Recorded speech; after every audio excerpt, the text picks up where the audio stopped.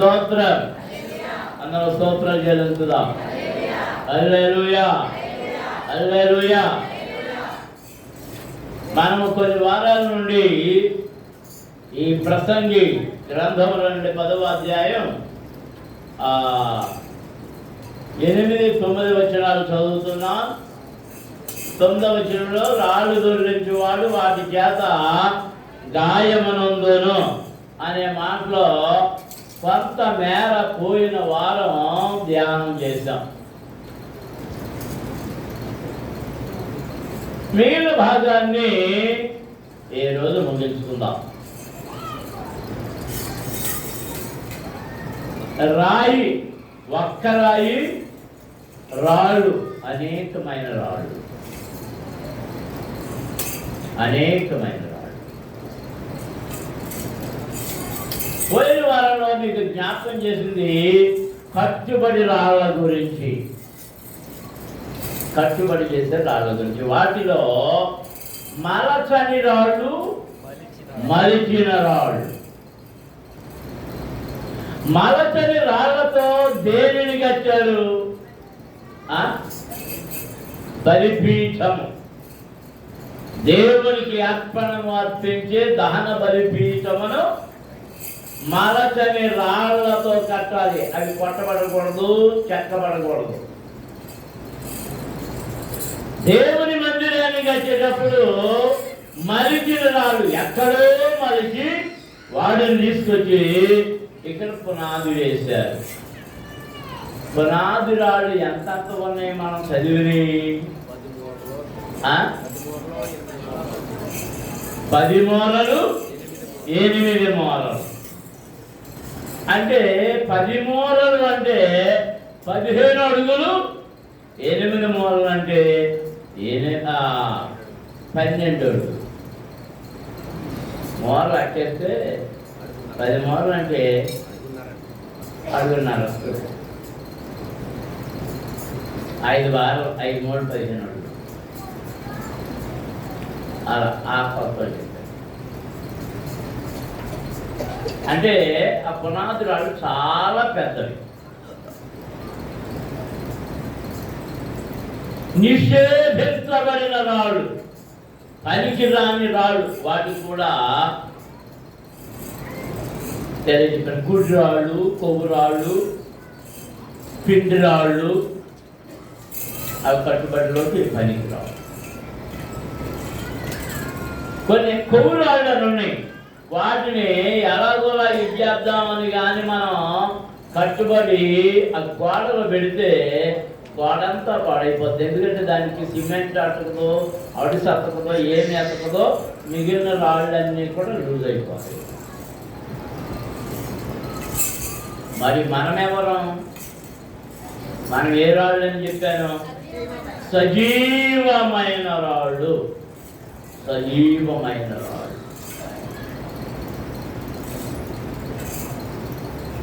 సజీవమైన రాళ్ళతో కట్టబడిన మందిరము, దేవుని మందిరము, దేవుని సంఘము. దానికి మూలరాయి క్రీస్తే, దానికి మూలరాయి క్రీస్తే. మనం కొరింథీ పత్రికలో చదువుతున్నట్టు రాయబడింది. ఆ బండ, ఆ పునాది క్రీస్తే. దేవునికి స్తోత్రం. అందరం స్తోత్రాలు చెల్లించుదాం. హల్లెలూయా, హల్లెలూయా, హల్లెలూయా. పోయిన వారం కొన్ని ఎవరో చెప్పారు, మీరు రాసుకున్నట్టున్నారు. కట్టుబడి రాళ్ళు, సరిహద్దు రాళ్ళు, పొలిమేర రాళ్ళు, చెక్కుముక్కి రాళ్ళు. చెక్కుముక్కి రాళ్ళ గురించి కూడా మీకు చెప్పినట్టున్నాను. చెప్పానా లేదా? చెక్కుముక్కి రాళ్ళు కొవ్వు రాళ్ళలా కనబడుతుంటాయి. అవి కట్టుబడిలోకి పనికిరావు. ఏమైనా పునాదుల్లోకి సత్తడానికి వేస్తారేమో కానీ కట్టుబడికి పనికిరావు. కానీ చెక్కుముక్కి రాయిని 2 రాళ్ళు తీసుకొని వాటిని రాపాటిస్తే ఏమొస్తుంది? నిప్పు వస్తుంది.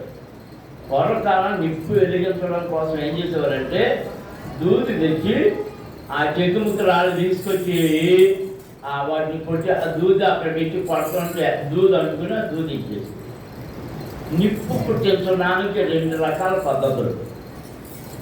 రాయి రాపాడించి కొట్టడం, అలా ఎండిన కర్రలు 2 తీసుకొని చిన్న కన్నం పెట్టి ఆ కన్నంలో కవ్వం తిప్పినట్టు తిప్పితే ఆ కర్ర ఏమవుద్దంటే ఆ రాపిడికి నిప్పుగా మారుతుంది. అదేమి అగ్ని ఈ చెక్కుముక్కి రాళ్ళ వలన అగ్ని పడుతుంది. దేవునికి స్తోత్రం. హల్లెలూయా. మరొక కొన్ని అంటే మీకు నేను ప్రసంగంలో వాటిని మర్చిపోయినా కానీ మీరు జ్ఞాపకం చేసుకుని ఇంటికి వెళ్ళిన తర్వాత వచ్చిన వాళ్ళు చదువుకోవడానికి వీలుగా సబ్ హెడ్డింగ్స్ పెట్టుకోండి. విసరబడిన రాళ్ళు, విసిరివేయబడిన రాళ్ళు.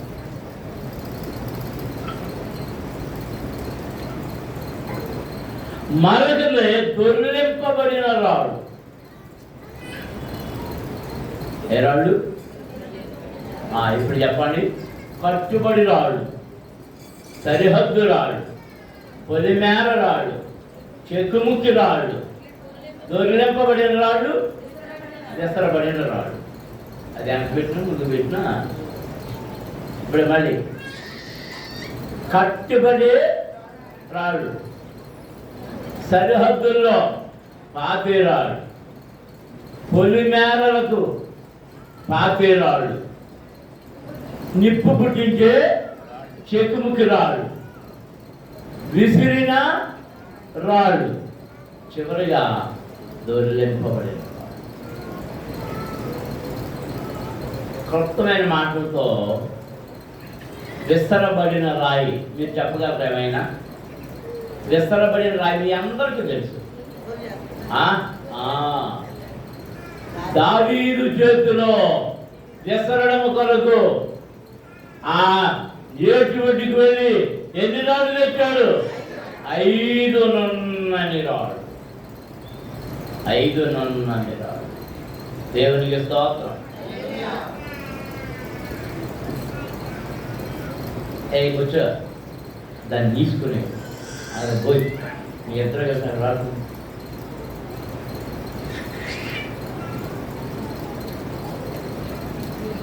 ఎంతందేనా?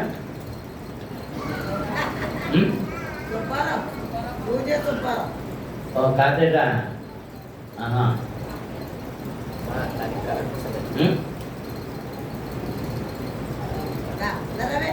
ఆయన ఆడుకోండి, ఆడుకున్నాం. నాకు వదిలేయండి. ఆరోగ్యం చూస్తున్నారు మీరు. వాచ్మెన్ అంటే ఆనందొత్తకు వచ్చారా, వాచ్మెన్కి వచ్చారా? ఆనందొత్తకు వచ్చిన వాళ్ళు అన్నం చేయాలి. వాచ్మెన్కి వచ్చిన వాళ్ళు అన్నం చేయకండి. మరి ఆయన ఎందుకు చెప్తున్నారు? అక్కడ దాన్ని ఇక్కడ ఏంటి ఇంకా ఉన్నారు. అది అక్కడ కూడా ఉన్నాడు. వాళ్ళు ఆడుకుంటున్నారు. వదిలేయండి, వాళ్ళు కూడా వదిలేయండి. వాళ్ళు ఆడుకుంటారు. కాపర్ కూడా ఉన్నారు. రాలేదా? ఆ పిల్లలను వదిలేయండి, వాళ్ళు ఆడుకుంటారు అంతే. దావీదు చేతిలో నుంచి విసరబడిన రాయి మన ఎక్కడ కనబడుతుంది? సమూయేలు మొదటి గ్రంథం 17వ అధ్యాయంలో కనబడుతుంది. 40 దినాల నుండి ఇశ్రాయేలు ప్రజలను భయకంపితులను చేస్తూ నిద్రాహారాలు లేకుండా చేసినటువంటి మహాభయంకరుడైన మహాకార్యుడైన గొల్యాతును పడగొట్టింది. దేవునికి స్తోత్రం. హల్లెలూయా. ఈ రాయి ఎవరి చేతిలోకి వెళ్ళింది? ఎవరి చేతిలో విసరబడింది? దేవుని చేత అభిషేకించబడిన ప్రత్యేకించబడిన వాని చేతిలోనికి వెళ్ళిన రాయి శత్రువును సంహరించింది. దేవునికి స్తోత్రం. హల్లెలూయా, హల్లెలూయా, హల్లెలూయా. దేవుని పిల్లలారా, మనం సజీవమైన రాళ్ళముగా ఆయన సాక్షులముగా ప్రభు చేతిలో నుండి విసరబడిన రాళ్ళుగా గొల్యాతు నిధిలోనికి దూసుకుపోయే రాయిగా మనం మారిపోవాలి. దేవునికి స్తోత్రం. హల్లెలూయా. ఎక్కడ ఏరాడు దావీదు? అది ఏటు లోయలో ఏరాడు. యోబు గ్రంథంలో మనం చూస్తే వచనం చెప్పడం లేదు. ఆ రాళ్ళట ఆ నేలలో కొట్టుకొస్తూ ఏమైపోయి నమ్మగా మారిపోయాడు. మనం రకరకాలుగా వంకర్లు చదువుకున్నాం. బండ నుండి పక్కలు కొట్టబడినప్పుడు కోణాలు ఉన్నాయి, కానీ అవి దొరుకుంటూ వస్తున్నప్పుడు నీటి రాపిడికి ఆ రాళ్లకు ఈ రాళ్లకు దానికి దీనికి కొట్టుకొని ఈ కోణాలన్నీ చెరిగిపోయి ఏమైపోయింది? అది నున్నని రాయిగా మారిపోయింది. నున్నని రాయిగా. దేవునికి స్తోత్రం.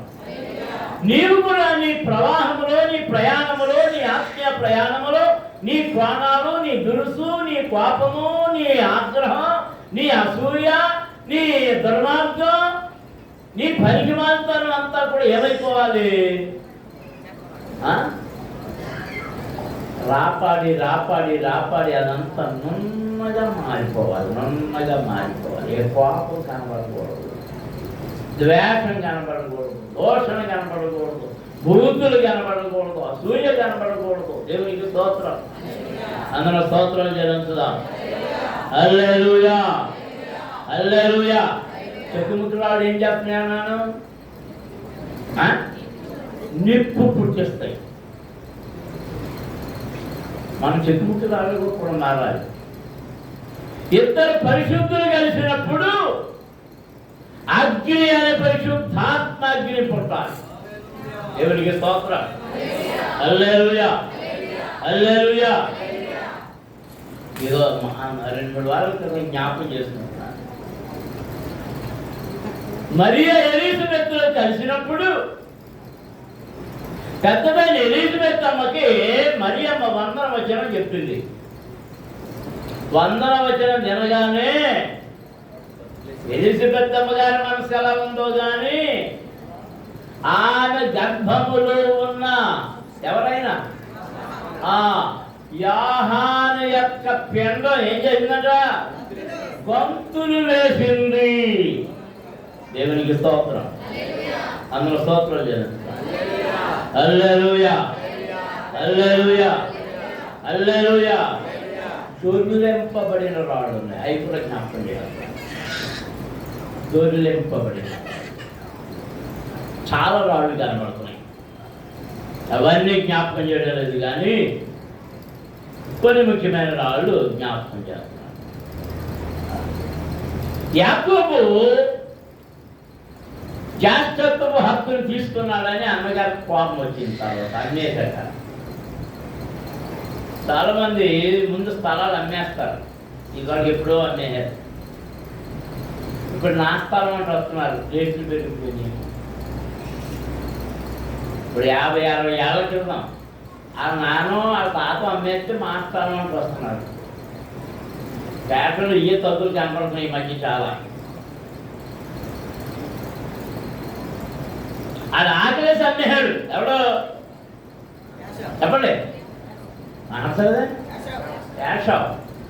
అందుకే హెబ్రీ అన్నాడు, ఒక పూట కూటి కొరకు తన జ్ఞాపకత్వపు హక్కునాన్ని వేసుకున్న యాషావు వంటి వారు ఎవడైనను కలడేమో మీరు. దేవునికి స్తోత్రం. హల్లెలూయా. ఒక పూట భోజనం కొరకు మనం అనేకం అమ్మేస్తున్నాం. సత్యాన్ని అమ్మేస్తున్నాం, భక్తిని అమ్మేస్తున్నాం, నీతిని అమ్మేస్తున్నాం, రక్షణను అమ్మేస్తున్నాం, ఆరాధనను అమ్మేస్తున్నాం.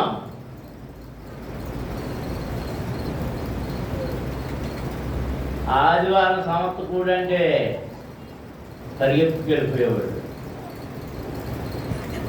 దినం కూడంటే అదే ఎలక్ట్రోకి ఎలాగా అని వెళ్ళిపోయేవాడు. అట్టివారు వాటితోనే నశిస్తారు. అట్టివారు వాటితోనే నశిస్తారు. దేవునితో ఉన్నవారు, దేవుని సన్నిధిలో ఉన్నవారు దేవునితోనే నడుస్తారు, దేవునితోనే కొనసాగుతారు. దేవునికి స్తోత్రం. అందరం స్తోత్రం చెల్లించుదాం. హల్లెలూయా, హల్లెలూయా, హల్లెలూయా. యాకోబు ఆ తరువాత తల్లి ప్రేరేపణతో తండ్రి దీవులను అన్ని పొందాడు. అన్నకు కోపం వచ్చి చంపేద్దాం అనుకున్నాడు. అన్న చంపేస్తాడని భయంతో తల్లి తండ్రి ఇద్దరు పిలిచి, ఒరే ఈ మేనమాందో వెళ్ళిపోయి ఎక్కడ కనపడదు, ఈ అన్నయ్య మర్చిపోయే వరకే రాకు అని చెప్పి పంపేశాడు. అక్కడికి వెళ్ళిపోయాడు. అక్కడికి వెళ్ళిపోయినప్పుడు ఆ ఊరికి చేరగానే బావి దగ్గర ఆగాడు. అక్కడ మందలను, గొర్రెల మందలు, మేకల మందలు అన్నీ ఆ బావి చుట్టూ ఉన్నాయి. దేని కొరకు? నీళ్లు త్రాగడం కొరకు. నీళ్లు త్రాగడం.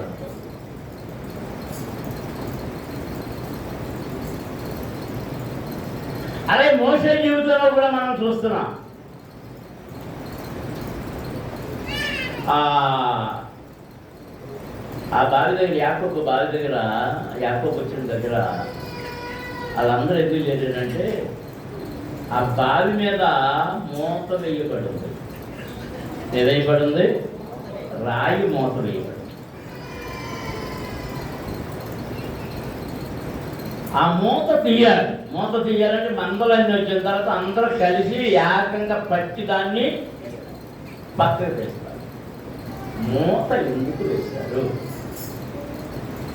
మధ్యలో మీకు మూత ఎందుకు వేశారు? ఎందుకు వేశారంటే అబ్రహాము తవ్విన నూతులను ఫిలిష్తీయులు తప్పెట్టారు. తరువాత వాటిని ఎవరు తవ్వారు? మళ్ళీ ఇస్సాకు తవ్వారు. ఇస్సాకు తవ్విన వాటిని కూడా కొన్నింటిని తప్పెట్టేశారు.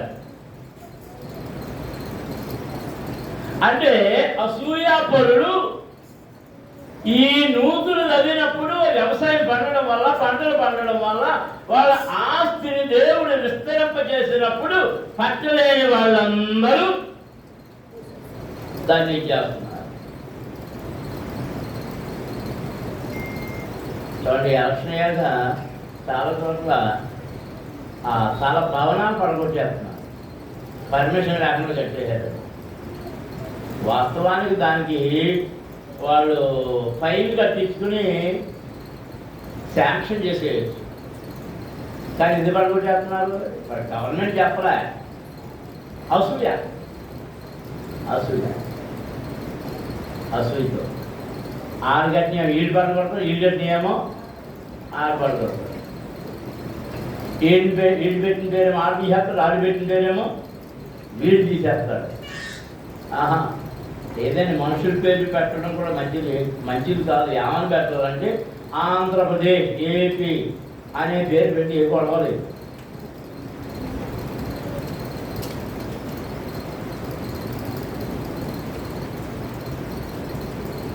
అసూయ పనులు వాటిని పూడ్చి వేస్తారు కనుక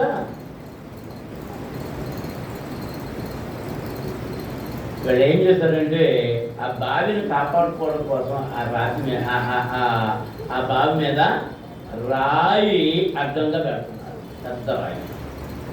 అప్పుడు అందరూ మంద కాపరు అందరూ వచ్చినప్పుడు దాన్ని దొరికించి వీళ్ళందరూ మందలకు నీళ్లు పట్టి దాన్ని నీళ్లు తీసుకుని ఎవరి నుంచి వాళ్ళు నీళ్లు పట్టుకెళ్ళిన తర్వాత అప్పుడు మళ్ళీ అందరూ కలిసి వాళ్ళకి నీళ్లు కావలసినప్పుడల్లా ఆ బండను, ఆ రాయిని పక్కకు దొరికిస్తున్నారు. ఇక్కడ దొరికింపబడిన రాయి. మోషే కూడా మిద్యానికి వెళ్ళినప్పుడు అక్కడ కూడా ఒక బావి దగ్గరకు వెళ్ళాడు. అక్కడ కూడా చాలా మంది ఆ మందం దోలుకుని వచ్చారు. ఆ బావి మీద కూడా రాయి ఉంది. అప్పుడు ఈయన సహాయం చేసి ఆ రాయి ధరించినప్పుడు వాళ్ళందరూ నేలుతురాగారు. మిద్యాను యాజకుడైన ఇత్రో కుమార్తెలు కూడా అక్కడ నీటిని దాచిన రాయి అది. చాలా రాళ్ళని వాటన్నిటి గురించి ఇక నేను జ్ఞాపకం చేయను. మరో ప్రాముఖ్యమైన 2 రాళ్ళు ఉన్నాయి.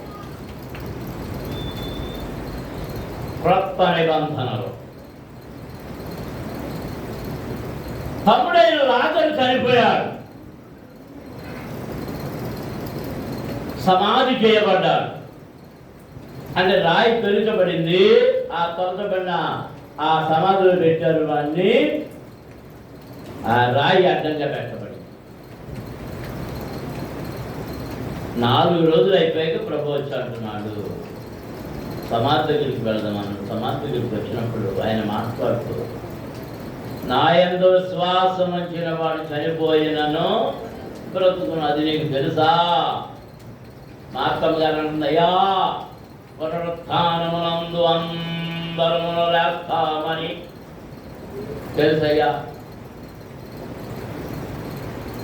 ప్రభు అంటున్నాడు, ఇప్పుడు మీ ఇద్దరక్క చెల్లెళ్ళు వెళ్ళి ఆ రాయిను దొరిలించారు. ఆ రాయి దొరిలించారు. ఆ రాయి దొరిలించినప్పుడు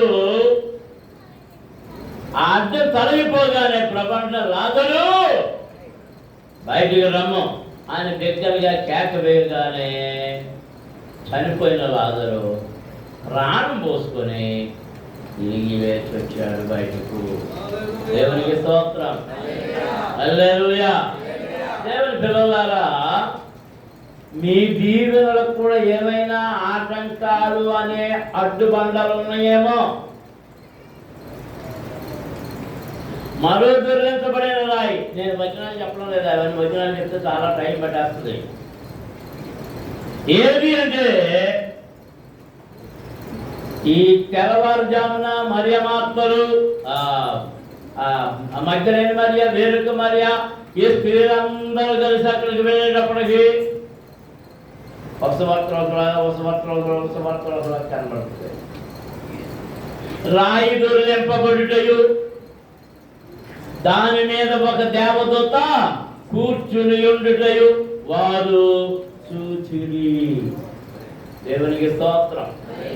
అందరం స్తోత్రాలు చెల్లించుదాం. హల్లెలూయా. మత్తయి సువార్త 28వ అధ్యాయం తీయండి. మత్తయి సువార్త 28వ అధ్యాయం చదువుదాం త్వరగా.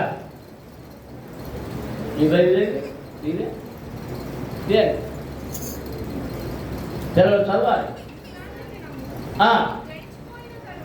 విశ్రాంతి దినము గడిచిపోయిన తరువాత ఆదివారం తెల్లవారుచుండగా మగ్దలేని మరియయు వేరొక మరియయు సమాధిని చూడవచ్చారు. ఇదిగో ప్రభువు దూత పరలోకము నుండి దిగివచ్చి రాయి పొర్లించి దాని మీద కూర్చుండెను. దేవునికి స్తోత్రం. అందరూ స్తోత్రం చెల్లించుదాం. హల్లెలూయా, హల్లెలూయా, హల్లెలూయా. చనిపోయిన వారు సమాధి చేయబడ్డప్పుడు దేహం కుళ్ళిపోయి వాసన బయటకు రాకుండా ఉండడం కోసం ఆ తలచబడిన ఆ రాయి ఆ కొండకు ఫిట్ అయ్యేటట్లుగా బయటికి రాకుండా రాయి పెట్టబడుతుంది. రాయి పెట్టబడుతుంది. ప్రభువుని పెట్టిన ఆ సమాధి ఎవరిది? అరిమతయి యోసేపుది. కొత్తగా తలుచుకున్నాడు. ముందుగానే సిద్ధం చేసుకున్నాడు. కొంతమంది బతికుండగానే సమాధి కట్టించేసుకుంటారు. ఆ తర్వాత పిల్లలు కట్టని భయం ఉంటుంది. మన ఎవరో కట్టించేసుకున్నాడు. అదే ఇంకా నాన్న కూడా సిద్ధం చేసేసుకున్నాడు. ఇలా అమ్మ చచ్చిపోయినప్పుడు ఆ సమాధి గడికి వచ్చి ఎంత పెద్దగుంది ఏంటంటే ఆ పక్కనే మా నాన్న కోసం అన్నారు. ఎలా అనలేదు అనుకోండి, ఆ పక్కలో ఎవరున్నారు, ఆ పాలు గారు కూడా ఆ పక్కనే పెట్టమని సిద్ధం చేసేసాడండి. అవును, మళ్ళీ అప్పజీలు ఏం కొట్టు కడతారో పెట్టరు అని కట్టరు అని.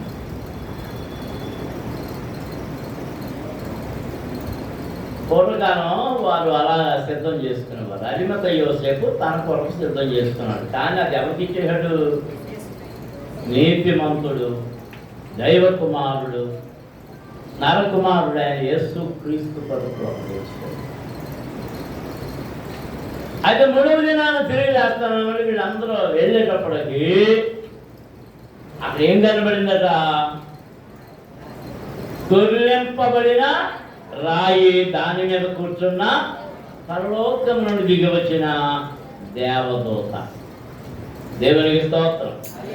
చూడండి, ఇక్కడ మీరు గమనించవలసింది, మనం ఆది కాండములో చదివినప్పుడు తొలింపబడిన రాళ్ళు జీవపు లేక జలం నీటి ఊటలనిచ్చాయి. ఇక్కడ అక్క చెల్లెలు రాయి దొరించినప్పుడు, దేవదూత వచ్చి రాయి దొరించినప్పుడు, ఎక్కడైతే లాజరు బయటికి రావడానికి అక్క చెల్లెలు దొరించారు, ప్రభువైన యేసుక్రీస్తు సమాధిలో నుండి బయటికి రావడానికి ఎవరు దొరించారు? పరలోకములో నుండి దేవదూత వచ్చి ఆ రాయి దొరించాడు. దేవునికి స్తోత్రం. హల్లెలూయా, హల్లెలూయా, హల్లెలూయా. అక్కడ వాళ్ళు గాయపడలేదు, ఇక్కడ దేవదూత గాయపడలేదు. కానీ ఇక్కడ ప్రసంగులు ఏమంటున్నారంటే రాళ్ళు దొరించేవాడు దాని వలన గాయపడును. దేవునికి స్తోత్రం. అవును, కొన్నిసార్లు ఇల్లు కట్టేటప్పుడు రాళ్ళు ఇచ్చేసేటప్పుడు, రాళ్ళు తీసేటప్పుడు, మోసేటప్పుడు అవి గాయం చేస్తాయి. కట్టే వారికి గాయాలు కలుగుతుంటాయి. తాపి మేస్త్రికి గాయం కలుగుతుంది, మోసేవారికి గాయం కలుగుతుంది. అది కాకుండా మరో ప్రత్యేకమైన రాళ్ళు ఉన్నాయి, అవి తొలగించే వాళ్ళు ఉన్నారు. వారు దేవునికి అసహ్యులు.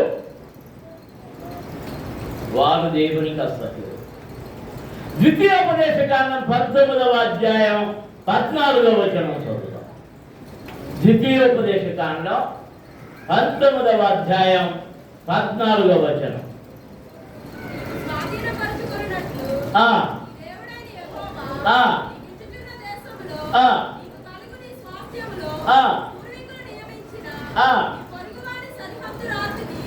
ఏంటి? నీ పొరుగువాని సరిహద్దు రాతిని తీసివేయకూడదు. నీ స్వాస్థ్యములో పూర్వీకులు నియమించిన నీ పొరుగువాని సరిహద్దు రాతిని నీవు తీసివేయకూడదు. దేవునికి స్తోత్రం. గ్రామాల్లో, పేటల్లో ఇంచుమించు ప్రతిరోజు దెబ్బలాట జరుగుతూ ఉంటుంది. ఈ దెబ్బలాట ఎక్కువ ఎప్పుడు జరుగుతుంది అంటే వర్షాకాలం ఎక్కువ దెబ్బలాట జరుగుతుంది. అంటే వర్షం కురిసినప్పుడు నీళ్లు ఎర్రకుండా ఆగిపోతే ఎవరు వచ్చి దారి చేసుకుంటే ఆ పక్కన వచ్చాడు, నా దారిలోకి ఎందుకు పెట్టామంటారు. ఏమైపోద్దిగా తగు నీ పూర్వీకులు వేసిన ఆ సరిహద్దు రాయి నువ్వు తీసివేయకూడదు. దేవునికి స్తోత్రం. అందరూ స్తోత్రాలు చెల్లించుదాం. ఆ సరిహద్దు రాయి అంటే మళ్ళీ తర్వాత చెప్తా. అలాగే ద్వితీయోపదేశకాండంలో 27వ అధ్యాయం 17వ వచనం చదువుతాం. చూడండి, 27వ అధ్యాయం 17వ వచనం. అమ్మా, తన పొరుగు వారి సరిహద్దు రాయిని తీసివేయవాడు శాపగ్రస్తుడు. ఏ రాయి తీసివేసేవాడు? పొరుగు వాని రాయి తీసివేయడం అంటే అది చూడకుండా మార్చేడు, సరిహద్దు మార్చేడు. ఏదైనా సరిహద్దు రాళ్ళు మార్చేవాళ్ళు శాపగ్రస్తులు. దేవునికి స్తోత్రం. హల్లెలూయా, హల్లెలూయా. యోబు గ్రంథములో ఏమని చెప్పబడింది? 24వ అధ్యాయములో మొదటి చూద్దాం, చూడండి. సర్వశక్తులకు వాడు నియామక కాలములను ఎందుకు ఏర్పాటు చేయడు? ఆయన ఎరిగి ఉన్నవారు ఆయన దినములను ఎందుచేత చూడకున్నారు? సరిహద్దు రాళ్లను తీసివేయువారు గలరు. వారు అక్రమము చేసి మందలను ఆక్రమించుకొని వారిని మేపుదురు. తండ్రి లేని వారి గాడిదను తోలివేయుదురు, విధవరాలి ఎద్దును ఆకట్టుగా తీసుకొందురు. దేవునికి స్తోత్రం. అందరము స్తోత్రం చెల్లించుదాం. హల్లెలూయా, హల్లెలూయా. ఇక్కడ ఎవరున్నారంట చెప్పండి? 2వ వచనంలో సరిహద్దు రాళ్లను తీసివేయువారు కాలరు. ఇప్పుడు ఆలోచన చేయండి, మనం ఎవరి సరిహద్దు రాయైనా తీసేసామా? ఎప్పుడైనా? ఎప్పుడు? ఎక్కడ? ఎప్పుడు? ఎక్కడ? ఇర్మియా గ్రంథం 31వ అధ్యాయం 21వ వచనం చదువుతాం. ఇర్మియా 31:21. ఇశ్రాయేలు కుమారి ఏం పాటించాలి? సరిహద్దు రాళ్లను పాటించుము, దోవ చూపు స్తంభములను నిలబెట్టుము, నీవు వెళ్ళిన మార్గముల పట్టు నీవు మనస్సు నిలుపుకొనుము, తిరుగుము, ఈ నీ పట్టణములకు తిరిగి రమ్ము. దేవునికి స్తోత్రం. అందరం స్తోత్రాలు చెల్లించుదాం. హల్లెలూయా, హల్లెలూయా, హల్లెలూయా. అందరూ స్తోత్రాలు చెల్లించండి. హల్లెలూయా, హల్లెలూయా, హల్లెలూయా. సరిహద్దు రాళ్ళు, సరిహద్దు రాళ్ళు. నీ స్వాస్థ్యానికి సరిహద్దు, నీ స్థలానికి సరిహద్దు, నీ ఇంటికి సరిహద్దు, నీ పొలానికి సరిహద్దు. నీ పొలంలోనికి ఎవరైనా చొరబడితే నీకు బాధగా ఉంటుందా? సంతోషంగా ఉంటుందా? బాధగా.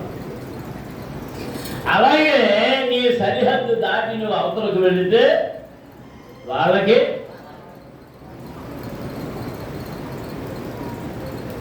ఇది మా చిన్నప్పుడు ఎక్కువ తగులేంటి తెలుసా? మీకు ఎవరు తెలిస్తే మా గాబ్రియల్కి ఇలాంటి వాళ్ళకి, ఆ జయబాబుకి, పెద్దానికి, ఇంకెవరినా వెనకాల కూర్చున్న ఆ పెద్దలందరికీ తెలుసు. మా దావీకి, ఎవరు జాన్కి, వెంకన్నయ్య, బాబా పళ్ళు కనపడుతున్న పేర్లు ఏంటి తగులు తెలుసా? రోజు ఖచ్చితంగా. ఇప్పుడు ఈ తగులు మా పెద్ద ఇంటికాడ జరుగుతున్నాయి.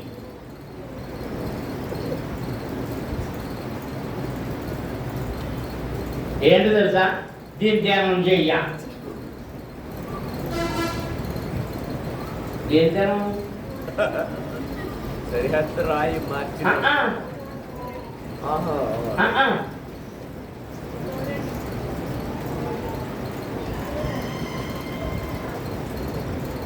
నేను తుడిసి ఎలా వచ్చానో లేదో దువ్వేస్తుంది. దీన్ని ధ్యానం చెయ్య, దీన్ని పెంచినోడు ధ్యానం చెయ్య అంట.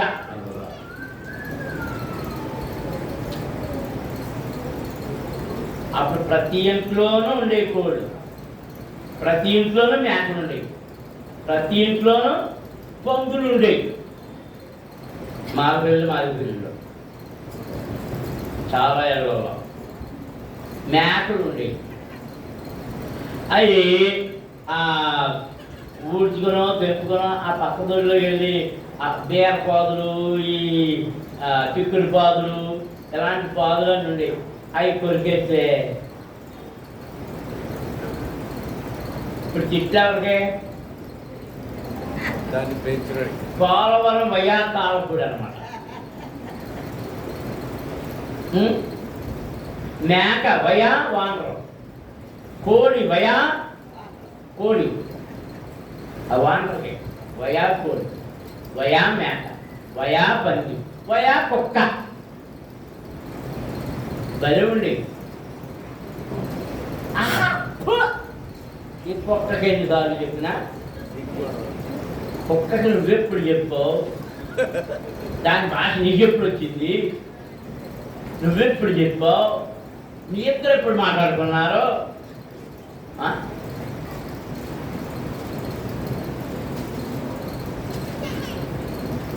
ఆ తడిగిలు కట్టేవారు, తల్లి కట్టేవారు.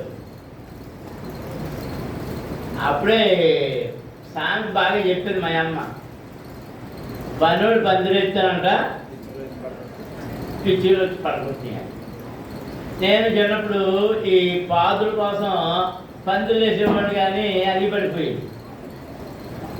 ఎంత తవ్వాలో గెలవదు, ఎలా వేయాలో గెలవదు. 2 రోజులు పోయి పడిపోయింది. మా అమ్మ నేను దళ్ళు కట్టేవాళ్ళం, గట్టిగా వారం ఉండేవి.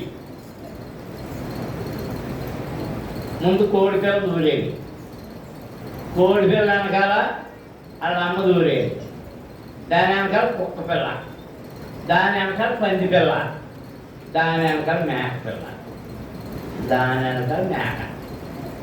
ఇంకేముంటుంది ఉంటుందా?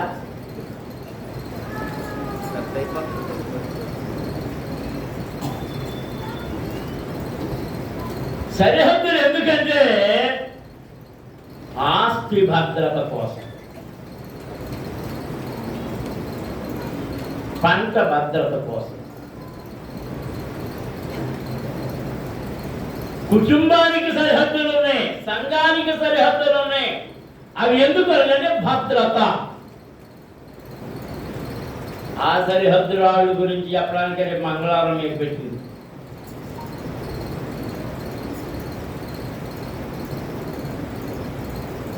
సరిహద్దు రాళ్లను పితరులు పాతినటువంటి సరిహద్దు రాళ్లను తీసివేయువారు కలరు. పురాతనమైన సరిహద్దు రాళ్లను తీసివేయువారు కలరు. దేవునికి స్తోత్రం. ఈ వింత బాధలు, రకరకాల బాధలు వచ్చి అన్ని బైబిళ్ళు ఒకటే, బాధలన్నీ ఒకటే, దేవుడంతా ఒకటే, యేసయ్య ఒకటి. నిజమే, కాదంటలేదు, కానీ బోధించేవారే తేడా,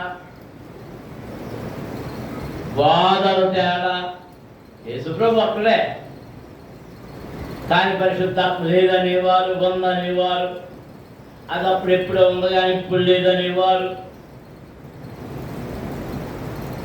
అది ప్రభు అన్నాడంటే, నేను వెళ్ళిన తర్వాత నేనే క్రీస్తునని అనేక మంది నా పేరట వస్తారు, మీరు జాగ్రత్తగా ఉండండి. దేవునికి స్తోత్రం.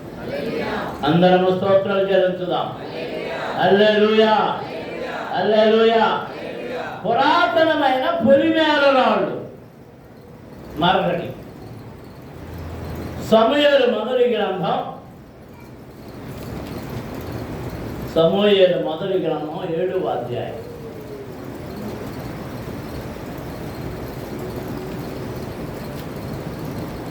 ఏడవ అధ్యాయంలో మనం చదివితే 12వ వచనం. అప్పుడు సమూయేలు ఒక రాయి తీసి ఇస్సాకును మిస్పాకును షేలుకును మధ్య దానిని నిలిపి, ఎంతవరకు యెహోవా మనకు సహాయం చేశానని చెప్పి దానికి ఎబెనెజరు అను పేరు పెట్టెను. ఎబెనెజరు అను పేరు పెట్టెను. దేవునికి స్తోత్రం. సమాధానపు రాయి అది నిబంధన రాయి. ఎవరెవరికి మధ్య ఫిలిష్తీయులకును ఇశ్రాయేలులకు, మిస్పాకును షేరుకును మధ్య. ఎట్లా? మిస్పాకును షేరుకును మధ్య ఒక రాయి నిలిపి దానికి ఏమని పేరు పెట్టాడు చెప్పండి? ఎబెనెజరు అనగా దేవుని సహాయము. నిబంధన రాయి. దేవునికి స్తోత్రం. అందరం స్తోత్రం చెల్లించుదాం. హల్లెలూయా, హల్లెలూయా, హల్లెలూయా. మీరోసారి మళ్ళీ యాకోబు జీవితంలోకి వెళ్ళి జ్ఞాపకం చేసుకోనండి. యాకోబు తండ్రి ఇంటి నుండి మేనమామ దగ్గరకు లాబాను దగ్గరకు వెళ్ళిపోతున్నాడు. ప్రయాణమై వెళ్ళిపోతూ మధ్యలో రాత్రి అని రొద్దుగురించినందుచేత ఒక చెట్టు క్రింద ఒక రాయి తీసుకొని తన తల కింద పెట్టుకొని నిద్రపోయాడు. ఆ రాత్రి ఏమవుతుంది? దర్శనం వచ్చింది. తెల్లవారు లేచినప్పుడు అక్కడ ఏం చేశాడట? ఆ రాత్రిని నిలవబెట్టి దాని మీద నూనె పోసి, ఈ రాయి ఏమైంది? నూనె ఏం చేయబడింది? అభిషేకించబడింది. నూనె చేత అభిషేకించబడింది. దానిని నిలిపి అక్కడ ఒక నిబంధన చేస్తున్నాడు. దేవా, నేను వెళ్ళి క్షేమము కలిగి అన్ని కలిగి నేను మరలా తిరిగి నా తండ్రి ఇంటికి వచ్చినప్పుడు ఈ రాయి ఉన్న స్థలంలో ఈ రాయిని మూల రాయిగా చేసి నేను నీకొక మందిరమును కడతాను. దేవునికి స్తోత్రం. అందరూ స్తోత్రాలు చెల్లించుదాం. గట్టిగా స్తుతించండి. హల్లెలూయా, హల్లెలూయా.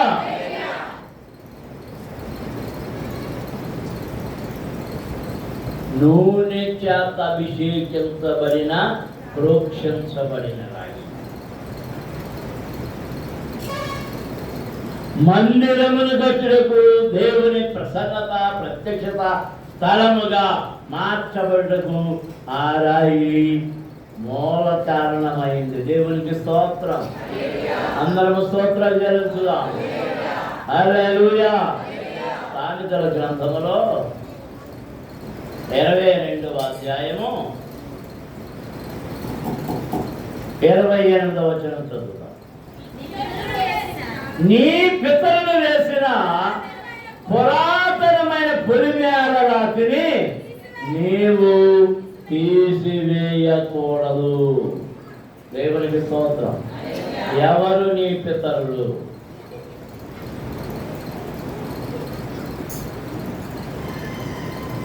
ఎవరు నీ పితరులు? ఆ రాయి తీసేశారు.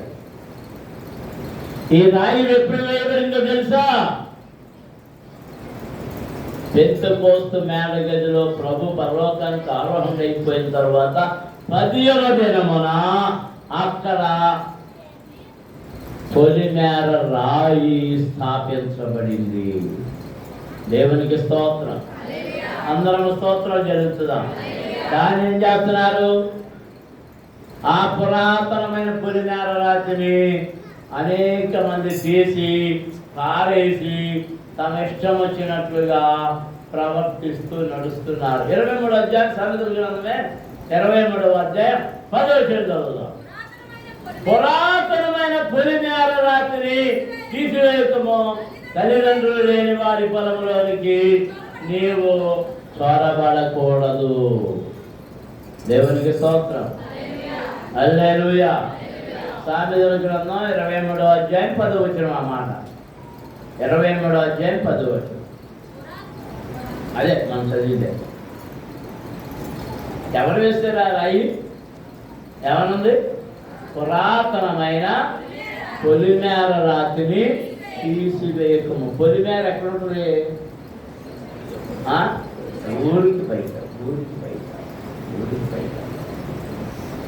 పొలిమేర మలపల్లి పొలిమేర ఎక్కడుంది? ఈ వైపుకేమో ఆ శ్మశానాలు అవుతా, ఈ వైపుకేమో ఆ సావరం రోడ్డు, పెరసనట్లు ఆ రోడ్డు, ఇటు శ్మశానం. ఇది చిత్రం. దీనికి పొలిమేరలో ఈ వైపున శ్మశానమే, ఈ వైపు గమనించవా? పూర్వకాలం పెళ్ళికూతురు పెళ్ళికొడుకు చేసిన తర్వాత పొలిమేర దాటి అవ్వకూడదని ఎవరు. ఇప్పుడు పొలిమేర దాటకుండా ఉంటాడు. నా మేనప్పు తీసుకెళ్ళి మేనలు కొడుకు బామ్మర్ది తీయప్పుడు ఏ చెప్తున్నాను. అంటే ఏం మానేశారు? పెద్దలు నిర్ణయించిన నిర్ణయాన్ని కొత్త నిర్ణయాలు. ఈ కొత్త నిర్ణయాలు కూడా రాజు ఎవరు పెట్టిన నిర్ణయాలు తెలుసా? అంటే కష్టం గారు, కొత్త నిర్ణయాలన్నీ ఎవరు పెట్టినాయో తెలుసా? అండ్ గబిరేలు గారు ఎవరు పెట్టారో తెలుసా? ఈ ఆడమోహ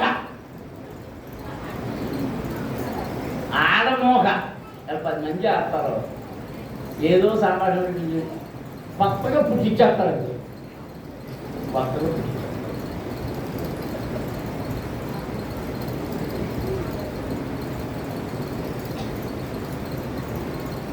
ఏదో మా సుప్రీం వాళ్ళ అత్తగారు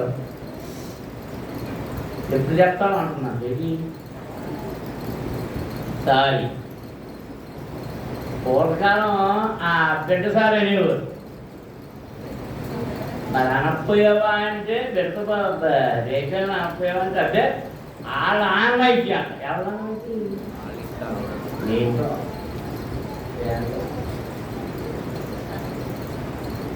కొంతమంది కట్నంతో పాటు ఏం మాట్లాడుకున్నారు? దారి ముందే నాకు తెలపడుతుంది. ఈ ఉద్దేశం ఏంటి? తీసుకెళ్ళి అన్నీ తీసుకెళ్ళిపోయి చంపేద్దామని దీన్ని. నిన్న పొద్దున్న రాత్రి టీవీలో చూశాను. ఆ అమ్మాయి మేనమాత ఫోన్లో మాట్లాడుతుంది. మాయా, నన్ను పాల్గొనాలని పెళ్లి చేసావు, ఇది కొట్టేస్తున్నాడు, అందేస్తున్నాడు. ఇది పురుగుల మందు పట్టించేది.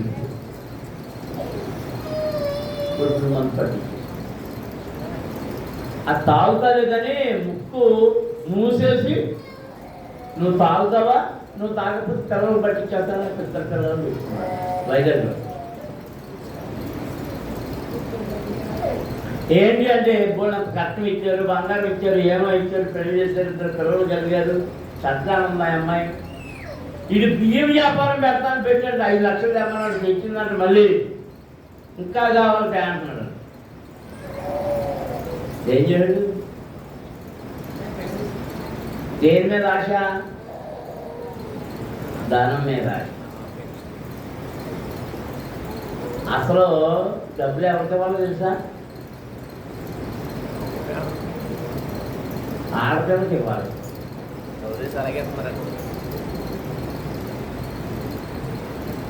ఆడపిల్లకి ఇవ్వాలి. రెబ్బకాకి అందుకే పంపించాడు అబ్రహాం. దాన్ని ఓలి అనేవారు. ఆ ఓలి ఇవ్వడానికి డబ్బులు దాకా చాలా మంది పెళ్ళిళ్ళు చేసుకునేవారు కాదు.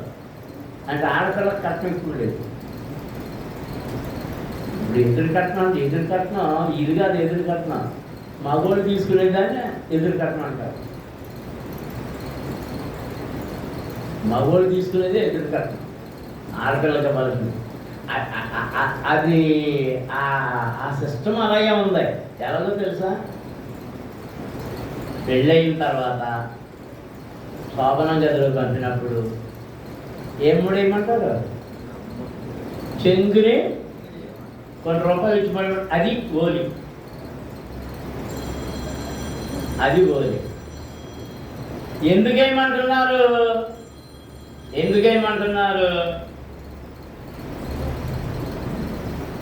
సుబ్బారావు ఏం చేస్తున్నాడు, ఏంటి మాట్లాడుతున్నాడు.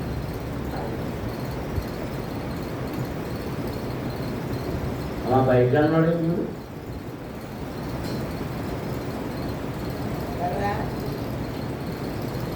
సుబ్బారావు బయట ఉన్నాడు.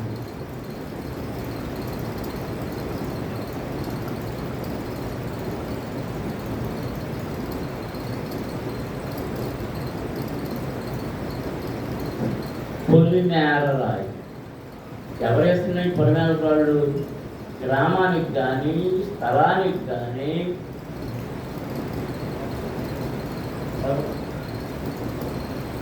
దేనికైనా పిత్తలు ఇచ్చారు. ఒక సంఘానికి నియమాలు ఎవరు నియమించారు? ఆ సంఘ స్థాపకులు.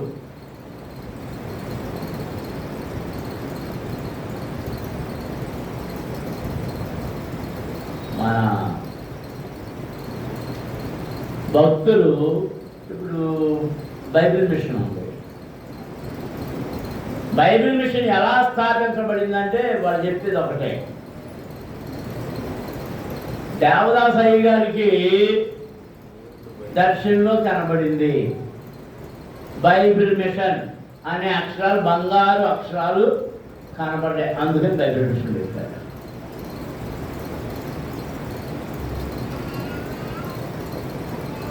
దేవుడు తన సంఘమును ఎక్కడ స్థిరపరిచాడంటే, పేతురుతో ఆయన మాకు మాట్లాడినాడు. పేతురు, నీవు బండవు, ఈ బండ మీద నా సంఘమును కట్టుదును. అందరూ దేవునికి స్తోత్రాలు చెల్లించండి. హల్లెలూయా, హల్లెలూయా. ఆయన దానిని ప్రారంభించాడు. ఎలాగా? ఆదరణకర్తను పంపే వరకు మీరు యెరూషలేములో నిలిచి ఉండండి అన్న. యెరూషలేములో నిలిచి ఉన్నారు. ఎప్పటి వరకు పంపలేదంటే నీ హృదయాలన్నీ నిష్కల్మషంగా మారే వరకు, ఆత్మలన్నీ ఏకమయ్యే వరకు, మనసులన్నీ ఏకమయ్యే వరకు, తలంపులన్నీ ఏకమయ్యే వరకు, అన్నీ ఏకమైన తర్వాత ఒకటే నిష్కల్మషంగా మారిపోయిన తర్వాత ఇంకేమి వారి హృదయాల్లోనికి రానప్పుడు అప్పుడు పరిశుద్ధాత్మ దిగి వచ్చింది. అన్య భాషలతో మాట్లాడారు. ఆ దినమనే పేతురు 11 మందితో లేచి నిలబడి వాక్యమని చెప్పినప్పుడు 8,000 మంది మారుతుంది. సంఘము యొక్క ప్రారంభం, సంఘము యొక్క ప్రారంభం. దేవునికి స్తోత్రం. అందరూ స్తోత్రాలు చెల్లించుదాం. యేసు ప్రభువు వాక్యములో ఉండగా సంఘమును ప్రారంభించలేదు ఆయన. ఆయన తన సేవకుడును అపొస్తలుడు అయిన పేతురుకు అప్పచెప్పాడు. ఆ పేతురు ద్వారానే పునాది వేసి పనిని ప్రారంభించాడు. దేవునికి స్తోత్రం. హల్లెలూయా. అందరూ స్తోత్రాలు చెల్లించుదాం. హల్లెలూయా, హల్లెలూయా. ఆ తరువాత యూదాయిస్కరియోతు స్థానములు మత్తయి పేరు మీద చెడు వచ్చింది. ఆ 12 మంది అపొస్తలులు అన్ని వైపులకు వెళ్ళి సువార్తను ప్రకటించి ఆత్మలను సంపాదించి ఎక్కడికక్కడ సంఘము యొక్క సజీవపు రాళ్లను పాతారు. దేవునికి స్తోత్రం. అందరూ స్తోత్రాలు చెల్లించుదాం. హల్లెలూయా, హల్లెలూయా, హల్లెలూయా. అప్పుడే సంఘమంతా ఏమంటున్నారంటే, మనకి లోకములో డబ్బుతో పని లేదు, ధనంతో పని లేదు, పొలాలతో పని లేదు, ఇదేంతో పని లేదు, మన ఆస్తులన్నీ అమ్మి వలకాలు పెట్టి అందరము ఏకముగా కలిసి జీవించుదాము అనే ఆశతో వారు నడవడం ప్రారంభించారు. దేవునికి స్తోత్రం. హల్లెలూయా. తర్వాత పౌలు గారు వచ్చేటప్పటికి చాలా కాలం గడిచిపోయింది, 30-40 ఏళ్ళు అయిపోయింది. అప్పటికే మెల్లగా తేడాలు వచ్చేసింది. పౌలు గారి కాలంలో అందరూ అపోస్తల పాదాల దగ్గర తెచ్చిపెట్టినట్టు కనబడతారని మనకు.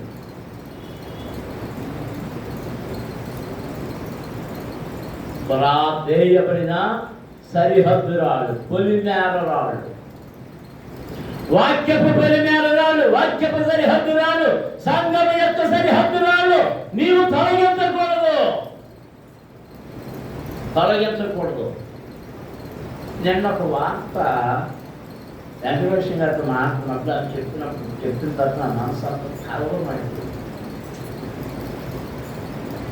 చాలా బాధ, వేదన కలిగింది.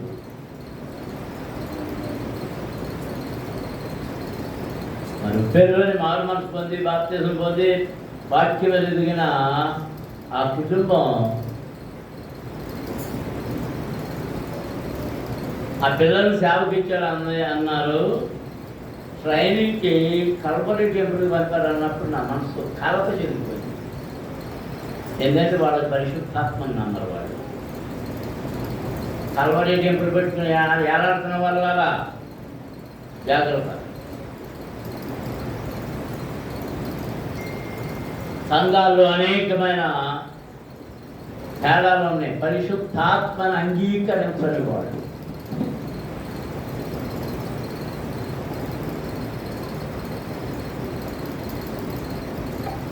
అది ట్రైనింగ్ పొందాడు, అది చేశాడు, ఇది చేశాడు, సేవ చేస్తున్నాడు. మా అక్క ఇలాగే తప్పు చేసింది.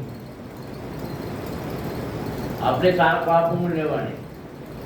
మా ఇద్దరికి ఏం చేసిందంటే, మరి కుటుంబమేమో అన్నయ్య అక్క 10th క్లాస్ విశ్వాసులు. కొడుకునే ముందు సండే స్కూల్కి GDM చర్చ్ అలవాటు చేసింది. అక్కడి ఆయన చదివిస్తానని అడుగుతుందన్న మాస్టారు. అలా అక్కడి నుంచి అక్కడ పంపిందని భారత్ బైబిల్ కాలేజీ పంపింది. అంటే బాప్టిస్ట్ బైబిల్ కాలేజీ వచ్చే మొదలెట్టాడంటే పరిశుద్ధాత్మ లేదని మొదలెట్టాడు. తల్లి కొడుకులకి అదే ఆయన బోరక జీవరత్నం గారని బైబిల్ కాలేజీ ప్రిన్సిపాల్ దాన్ని స్థాపించినాడు. ఆయన కొద్దిగా ఆ పరిశుద్ధాత్మ గురించి చాలా చండాలంగా మాట్లాడేవాడు. ఈ ఆడోళ్ళు ఎగిరేస్తుంటారు, ఆ పైకి చూడిపోతాయి, అలా ఎగురుతారు, ఎలా ఎగురుతారు అంటే చాలా అసహ్యంగా మాట్లాడేవాడు. ఒకవేళ అలాంటి అభ్యంతరకరమైన అభ్యంతరాలని అభ్యంతరాలు సరి చేసుకోవాలని చెప్పాలి, కానీ పరిశుద్ధాత్మే లేదని చెప్పేవాడు వాడు దైవశాఖలు ఎలా అవుతాడు? అవడు. వాడు ఎవడంత ఎంత గొప్పడు కానివ్వండి, ఎక్కడితో దిగిరానివ్వండి. మన మధ్య ఒక ఆయన చనిపోయిన చాలామంది బాధపడిపోయి ఏడ్ చేసి పోస్టింగ్లు పెట్టేశారు. ఒక వెలుగుతో రాలిపోయింది అనుకున్నానంటే. ఒకప్పుడు పరిశుద్ధాత్మతో నింపబడ్డవాడు. అంతర్వేదిపాలు సభలకు వచ్చినప్పుడు సైకిల్ మీదే వచ్చేవాడు. సేవకులందరికీ మంచి మంచి సహాయాలు ఇచ్చేవాడు. పరిశుద్ధాత్మ పూర్ణుడిగా ఉండేవాడు. ఆయన పేరు కేపీ యోహానా, బిలీవర్స్ చర్చ్ అని స్థాపకుడు. కానీ ఆయన చివరికి ఏ విధంగా తయారయ్యాడంటే 2 కోప్లో తయారయ్యాడు.